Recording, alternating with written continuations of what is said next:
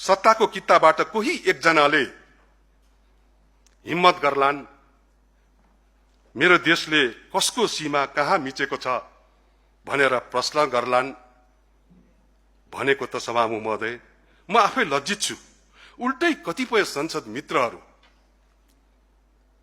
नेपालले भारतको सीमा मिचेको हो भनेर पुष्टि गर्न म शब्द प्रयोग गर्न चाहन्नथे, तर भन्छु त्यति नराम्रो त छैन। न्वारानैदेखिको बल लगाएर दौडिराख्नु भएको छ। नेपालले मिचेको भूमि खोजिराख्नु भएको छ। यो खालको जनताले देख्दाखेरि पनि नरुचाउने खालको हरकत गर्ने मित्रहरूलाई वीर भक्ति थापाको त्यो आत्माले धिक्कारलान् कि हाम्रा छोरा नातिहरूले भोलि कुनै दिन हामी हजुरबा हजुरआमा हुँदै गर्दाखेरि या म यति सुन्दर उमेरहरू देख्छु म यो सदनभित्र, म त्यो उमेर कहिले बुढो नहोस् भन्ने चाहन्छु, कहिले त्यो उमेर बुढो नहोस् भन्ने चाहन्छु। तर प्रकृतिको नियमसँग मेरो सद्भाव र मेरो कामनाले काम दिँदैन। एक न एक दिन त पाएको हुन्छ। तिनै हाम्रा छोरा नातिले हामीलाई फर्केर भक्ति थापाको आत्माले धिकारेको जस्तै प्रश्नहरूको जवाब नपाउँदाखेरि धिक्कार्छ कि धिक्कार्दैन, यो सोधेर म उसै पनि सत्ता पक्षका माननीय सांसदहरूको मन दुखी भएको होला। त्यो दुखी आत्मालाई थप दुखी बनाउन म चाहन्न। बरु सभामुख महोदय, म यो संसद अब यही विषयमा रुमल लिएर बस्नुहुन्न भन्ने परिपक्व र जिम्मेवार दायित्वतर्फ सबैको बडा नम्रतापूर्वक ध्यान आकर्षण गराउन चाहन्छु। यो वर्षको बजेट उपरको छलफल बाँकी छ सभामुख महोदय। नेपाली जनताका अन्य कैयौं जीवन्त मुद्दामा छलफल गर्नु छ हामीहरूले। प्रधानमन्त्रीजीलाई संसद नचाहिएला प्रधानमन्त्रीजीलाई, तर प्रतिपक्षलाई संसद चाहिएको छ। फेरि कुनै दिन छापामार शैलीमा प्रधानमन्त्रीजी आउनु होला, फेरि अर्कै त्यस्तो नहोस् मेरो मुलुकको प्रधानमन्त्रीले, तर डर लाग्छ फेरि कुनै उदण्डता मचाइदिनु होला, डर लागिराखेको छ। तर म अब उपरान्त म उहाँलाई खोज्न चाहन्न, किन भन्दाखेरि मेरो मुलुकको समस्याहरू प्रश्नहरू उहाँको उपस्थिति भन्दा पनि ठुलो छ, भन्दा पनि संवेदनशील छ। त्यसकारण म उपरान्त अब खोज्न चाहन्न। तर प्रधानमन्त्रीले बोलेकै कुरामा मात्रै अल्मलिएर गरिमामय संसदको अमूल्य समय खेर फाल्नु हुन्न भन्ने जिम्मेवारी बोध गर्ने कार्यमा कमजोरी गर्न पनि म चाहन्न। नेपालले पनि भारतको सीमा मिचेको छ भन्ने प्रधानमन्त्रीको अभिव्यक्ति गैर जिम्मेवारीपूर्ण थियो। यसलाई जतिसुकै रफू गरे पनि, जतिसुकै शब्द विशेषणहरू थपे पनि उहाँले भनेको यही हो, दुनियाँले सुनेको यही हो, वर्तमान र आउने पुस्ताहरूले घरिघरि देखिराख्ने कुरो यही हो, सुनिराख्ने कुरो यही हो। त्यो अभिव्यक्ति आपत्तिजनक थियो, लज्जास्पद थियो।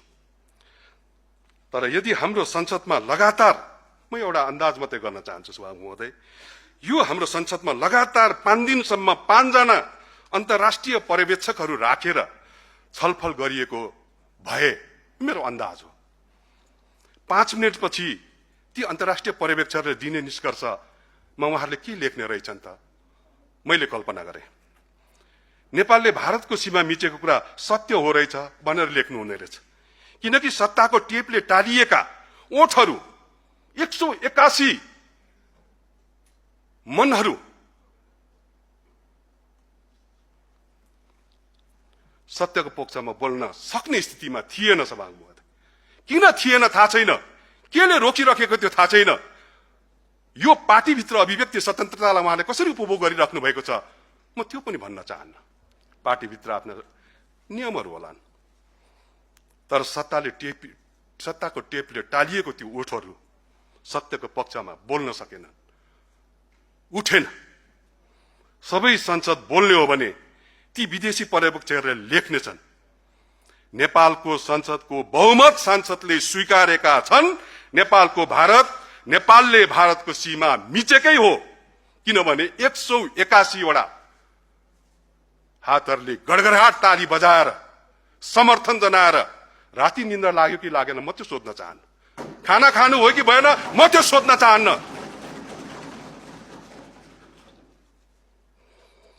तर यति भन्छु, त्यो बहुमत संसदले स्वीकारेका गडगड तालीले समर्थन जनाएको त्यो कुरो के थियो भन्दाखेरि नेपालले भारतको सीमा मिचेकै हो। किनकि मिचेको होइन भन्ने संख्या त संसदमा अल्पमतमा छ। सभामुख महोदय, बहुमत संसदले त्यो स्वीकारेको लज्जास्पद दृश्य साँच्चै नै लज्जास्पद दृश्य थियो। त्यो झल जति सम्झिन्छु सभामुख महोदय। म त्यो दिन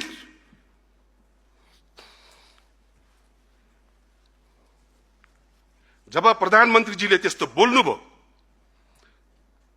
तब राष्ट्रसभाका माननीय सदस्यज्यूहरूले, जो मेरो व्यक्तिगत चिन्जानको पनि हुनुहुन्छ, मेरो अत्यन्तै धेरै आदरणीय पनि हुनुहुन्छ, मेरो समकालीन साथीहरू हुनुहुन्छ, उमेरले सानो होला बुद्धिले धेरै ठुलोहरू हुनुहुन्छ, समर्थनमा ठोक्नु भएको त्यो टेबलको ड्याङ ड्याङ ड्याङ त्यो आवाजले आज पनि मलाई चैनले निन्द्रा आउन दिएको छैन। यति त म भन्छु सभामुख महोदय। माफ पाऊँ सभामुख महोदय, मैले यो जन्ममा देखेको अहिलेसम्मकै सबैभन्दा लज्जास्पद र सबैभन्दा दुःखद दृश्य थियो त्यो। म दुःख व्यक्त गर्दछु। त्यो दिन मैले सम्झिए सभामुख महोदय, जननायक बीपी कोइरालाले प्रधानमन्त्री छँदा समीक्षा दैनिकका सम्पादक मदनमणि दीक्षितलाई बोलाएर भन्नुभएको वाक्य, धेरैले यो नाम सुन्नुभएको छ। मसँग संसदमा 2/3 छ।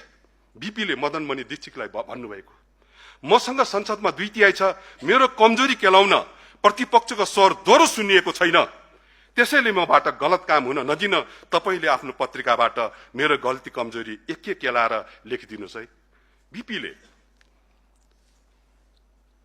मदनमणि दीक्षितज्यूलाई बोलाएर भन्नुभएको शब्द हो। मैले यो ऐतिहासिक शब्द हो। बीपीले आफ्नै पार्टीका सांसदहरूलाई पनि प्रेरित गरिरहनु भयो र भन्नुभयो, तिमी पार्टीको सांसद मात्रै होइन, जनताको पनि सांसद हौ। तिमीले अन्तर्आत्माको आवाज सुन्न र जीवन्त आवाज उठाउन बन्द गरेको दिन बुझ्नु। तिमीसँग सास फेरिरहेको तर निर्जीव शरीर मात्र बाँकी छ, अरू केही बाँकी छैन। यही भन्नुभएको थियो बीपी कोइरालाले। म यो कसैका प्रति लक्षित गर्दिन। आफैले मम गरौं। तर सभामुख महोदय, आजको संसदमा को निर्जीव छन्, को सजीव छन्, किताकाटको बाटोमा म जान पनि चाहन्न। म यति भन्न चाहन्छु, प्रतिपक्ष जिउँदो छ र प्रतिपक्षमा रहेका दलहरू र प्रत्येक सांसदहरू सरकारले गर्ने राम्रो काममा समर्थन र साथ अनि गलत काममा प्रश्न बोकेर जीवन्त उभिएको छ। यो पनि म यहाँनिर भन्न चाहन्छु।